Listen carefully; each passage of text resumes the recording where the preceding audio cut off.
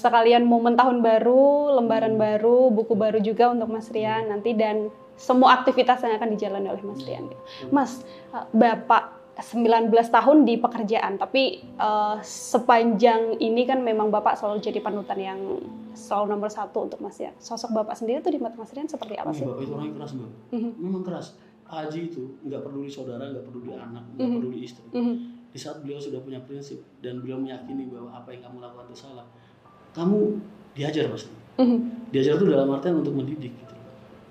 Diajar supaya apa? Karena Bapak itu memang keras, Mbak, tapi semua yang keluar dari mulut beliau itu tujuannya untuk menjadikan kita manusia yang jauh lebih baik dari sebelumnya. Makanya saya juga aneh banget nih, Bapak kok sekarang jadi kayak gini, benernya ya. Cuman enggak, itu bukan apa namanya? Ya mungkin beliau lagi khilaf aja, atau mungkin lagi namanya orang kan mungkin lagi capek, lagi banyak tekanan juga dari mana-mana, mungkin juga termasuk lagi ada bisikan dari mana-mana, ya silakan. Tapi saya tetap selalu berdoa untuk Pak Haji, untuk Bapak, supaya tetap bisa melanjutkan visi dan misi dan harapan dan cita-cita Bapak selama ini. Insya Allah teman-teman keluarga tetap mendoakan Bapak dengan baik.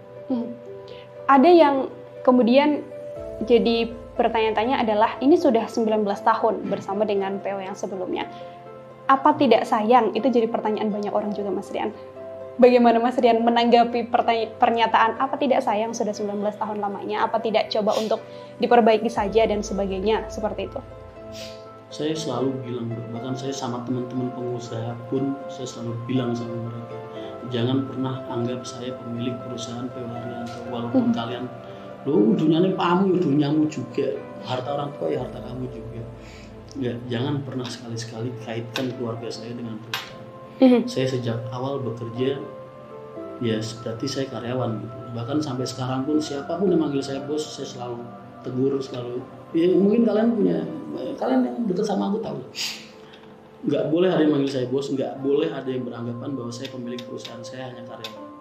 Ya. Dan saya motivasi saya kerja selama ini 19 tahun ya cuma buat kerja aja, Bu. Dan itu saya lakukan untuk menjaga ikatan bakti saya sama orang tua saya. Ya, makanya tugas saya adalah mensejahterakan karyawan saya, memajukan perusahaan. Nah, di sini ada yang biasanya orang normal lakukan yang tidak saya lakukan. Saya tidak berpikir untuk mensejahterakan diri saya sendiri. Tuh, makanya kenapa kok saya berakhir seperti ini di rumah kontrakan, gak punya apa-apa. Kasarannya ngomong, ya karena memang ini bukti bahwasanya saya selama ini kerja orientasi saya bukan uang. Dan ketika saya sudah selesai sama Pak Haji, nggak ada jabatan yang perlu dipertahankan dengan menjual harga diri kita.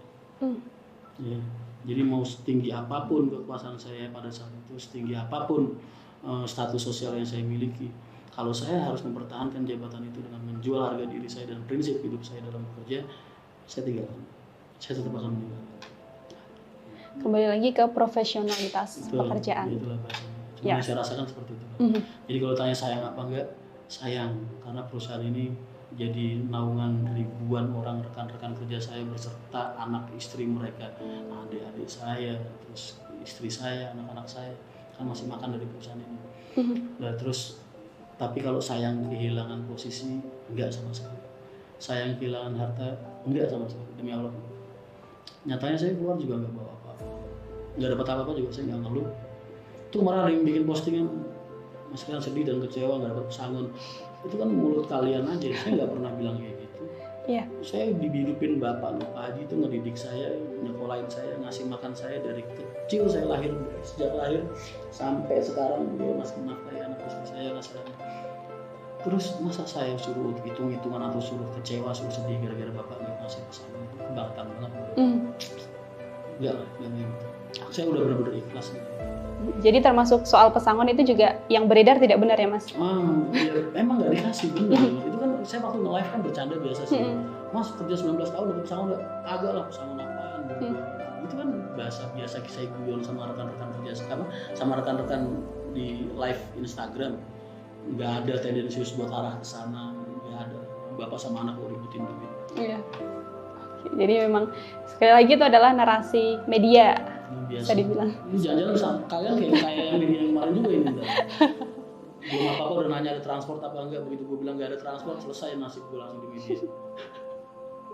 Itu bagian dari media yang sebelumnya ya Mas Dian ya, yang juga mendatangi Mas Dian untuk mengklarifikasi banyak hal soal permasalahan ini. Oke. Tapi aneh loh. Ada beberapa teman saya yang komen di mana? Di section YouTube-nya. Di YouTube atau di mana? Di website. Oh, di website-nya. Iya, komen-komen positif yang mereka kasih, walaupun cuma sekedar ngasih Mas Rian semangat ya dan lain sebagainya. Hilang semua dong, nggak ada. Jadi itu emang kayaknya di filter cuma khusus buat menerima komenan-komenan yang menghujat saya, tapi nggak apa-apa. Tenang aja, itu jadi dosa jariah kalian dan akan meringankan beban-beban dosa saya di akhirat. Oke, termasuk dihapus juga, diblokir juga ya Mas Rian. Sampai itu ada yang gue udah bikin 3 akun diblokir semua katanya. Saking ngeyelnya di spam tuh, padahal cuma nulis semangat ya segala macam. Oke. Hebatnya media ya.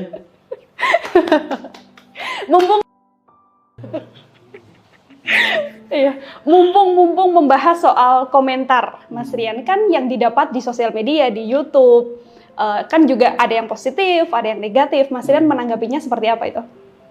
Yang positif saya jadikan semangat saya untuk hidup lebih baik lagi. Yang negatif saya ambil, ya memang itu layak saya dapatkan. Tapi kan saya sudah bilang, jalan hidup saya sekarang itu jalan taubat dan jalan penyesalan saya. Makanya saya selalu mengajarkan kebaikan, mengajak teman-teman untuk hidup dengan baik, cara hidup baik, cara berpikir baik, semua. Saya selalu minta mereka untuk selalu bersikap baik dan menebarkan kebaikan. Jadi setiap ada hal-hal jahat, itu saya harap, saya anggap itu akan meringankan beban-beban dosa saya di masa lalu.